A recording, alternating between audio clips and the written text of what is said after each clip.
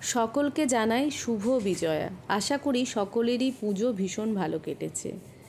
আপনাদের সাথে অনেক দিনই রেসিপি শেয়ার করা হয়নি, আসলে একটু ব্যস্ত ছিলাম। আজকে ভাবলাম একটা গলদা চিংড়ির রেসিপি শেয়ার করি। তো প্রথমেই গলদা চিংড়িটাকে ভালো করে পরিষ্কার করে ধুয়ে নিয়েছি এবং বেছে নিয়েছি।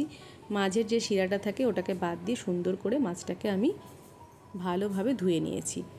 এইবার আমি এটাকে হলুদ আর নুন দিয়ে ভালো করে প্রত্যেকটা চিংড়ি মাছকে এইভাবে নুন হলুদ মাখিয়ে নেব। আর কড়াইয়ে দিয়ে দেবো বেশ খানিকটা তেল চিংড়ি মাছগুলোকে ভাজার জন্য। চিংড়ি মাছ অবশ্য বেশি ভাজতে হয় না, কারণ বেশি ভাজলে চিংড়ি মাছ শক্ত হয়ে যায়। দেখুন তেল গরম হয়ে গেছে, এবার আমি চিংড়ি মাছগুলোকে তেলে দিয়ে দিলাম এবং ভালোভাবে হালকা করে ভেজে নেব।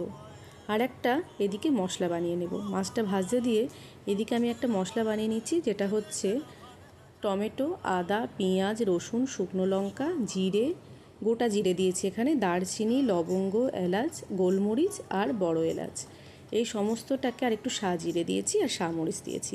এবার সমস্তটাকে ভালোভাবে মিক্সিতে আমি পেস্ট করে নেব। সমস্তটা একে একে দিয়ে দিলাম এবং ভালোভাবে এটাকে পেস্ট করে নিয়েছি। দেখুন এরকম একটা পেস্ট হবে। এবার চিংড়ি মাছগুলো এদিকে হালকা ভাজা হয়ে গেছে। এবার মাছগুলোকে তুলে নিয়ে আমি ওই তেলেই দিয়ে দেব অল্প একটু পাঁচ ফোড়ন, আর যে মশলাটা বানিয়েছি ওই মশলাটা এবার দিয়ে দেব এবং ভালোভাবে মশলাটাকে কষতে থাকতে হবে যতক্ষণ না মশলাটা থেকে তেল ছাড়ছে। আর দিয়ে দেব স্বাদ মতো নুন, দেব হলুদ আর কাশ্মীরি লঙ্কার গুঁড়ো দিয়ে ভালোভাবে মশলাটাকে আমি কষতে থাকবো যতক্ষণ না মশলাটার একটা সুন্দর কালার আসছে আর মশলাটা থেকে তেল ছাড়ছে।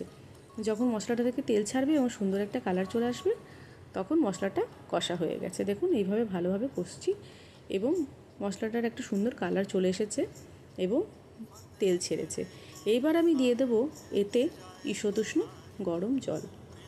এবার যখন এই ঝোলটা ফুটে উঠবে তখন আমি যে চিংড়ি মাছগুলো ভেজে রেখেছি এই চিংড়ি মাছগুলো দিয়ে দিলাম, দিয়ে ভালোভাবে আবার চিংড়ি মাছের সাথে এটাকে ভালো করে সুন্দর করে ফুটিয়ে নেব। আর দিয়ে দেবো আমি এতে 1 চামচ ঘি।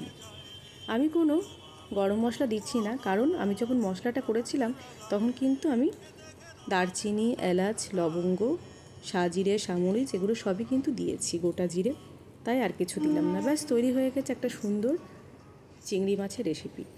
আপনাদের যদি এই রেসিপিটা ভালো লাগে তাহলে লাইক, কমেন্ট, শেয়ার করবেন আর কমেন্ট বক্সে অবশ্যই জানাবেন কীরকম হয়েছে।